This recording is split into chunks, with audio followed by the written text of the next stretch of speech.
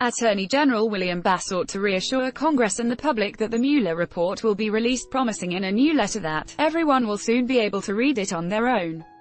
The letter also answers crucial questions about the process but highlights new battle lines in the escalating fight over who gets to see Mueller's work.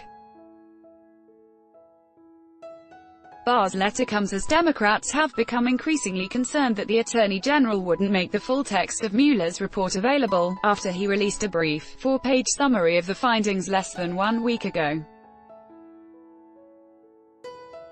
Barr's March 29 missive expressly tries to alleviate some of those fears, but there is still wide latitude for large portions of the report to be hidden from Congress or the public.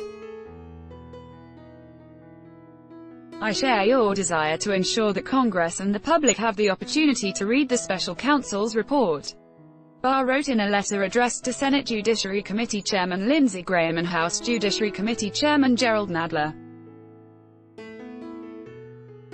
Everyone will soon be able to read it on their own.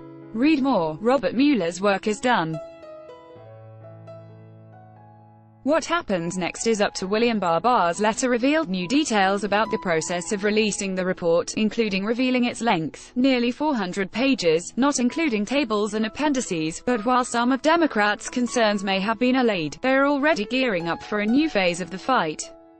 The Attorney General listed the 4 types of information he is working on redacting from the report: grand jury material, information that could compromise sensitive intelligence sources or methods, details related to ongoing investigations, and information that would unduly infringe on the personal privacy and reputational interests of peripheral third parties.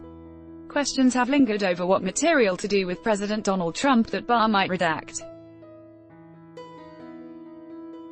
The prevailing opinion in the Justice Department is that a sitting president can't be indicted, and it's typical department practice not to reveal information gathered about people who aren't going to be charged. That could mean that Barr would scrub any information about Trump from the report.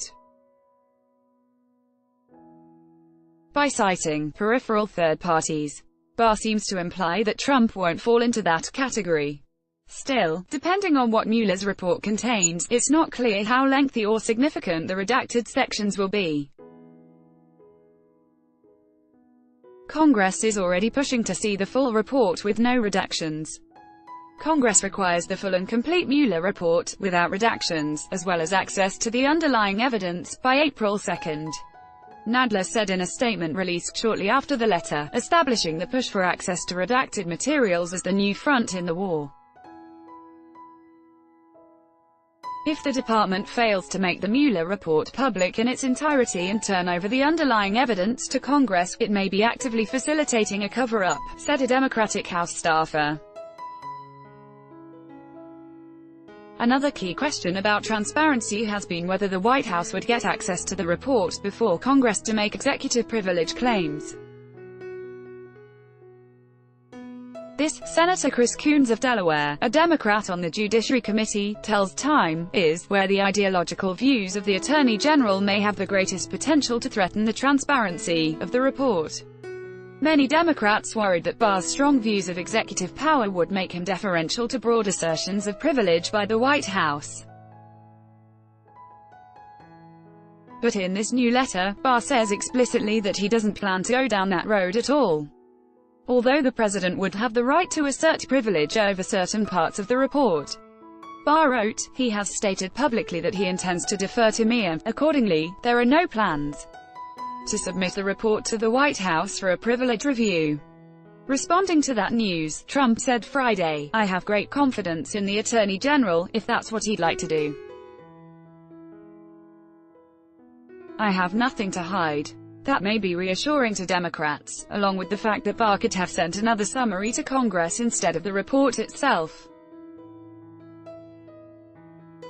There was a change in regulations after independent counsel Ken Starr's investigation into President Bill Clinton. When Starr submitted his final report in 1998, he had to send it to Congress as well as to the Attorney General. But when the special counsel regulations were written the following year, the notification to Congress requirement was removed.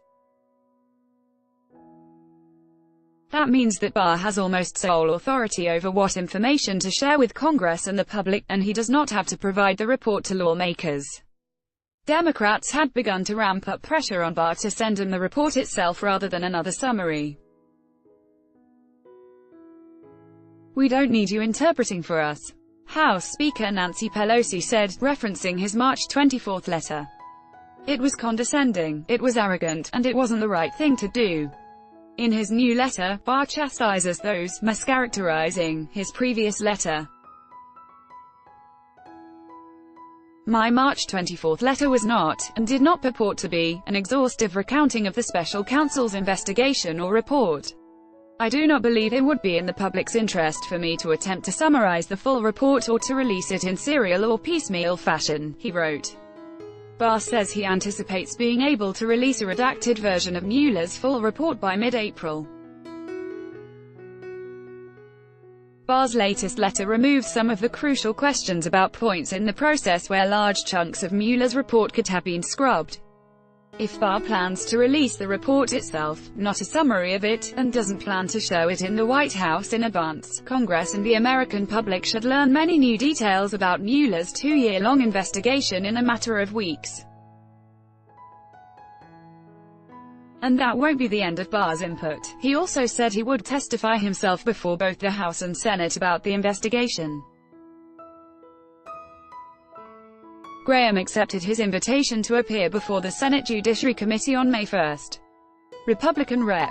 Mark Meadows of North Carolina, one of Trump's allies in Congress, said on Twitter that Democrats should be cheered by the process. Mueller report will be public, Barr going above and beyond to expedite it. WH won't review before, and Mueller even helping, he tweeted. Yet Chairman Nadler and Democrats still complain. It smells of pure desperation. Some congressional Democrats did express some relief at Barr's letter.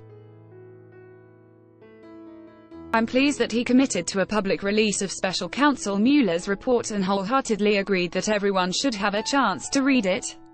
California Sen. Dianne Feinstein, the top Democrat on the Judiciary Committee, said in a statement. Though she also warned, even if parts of the report are redacted from the public, the committee should receive those portions, including any classified information, as is routine. Until Congress is granted access to the report in its entirety, the fight will continue. "We feel that it is critical for Attorney General Barr to come before Congress immediately to explain the rationale behind his letter," Nadler said. His rapid decision that the evidence developed was insufficient to establish an obstruction of justice offense, and his continued refusal to provide us with the full report, with reporting by Abby Vesulis. Write to Tessa Berenson at tessa.berenson@time.com.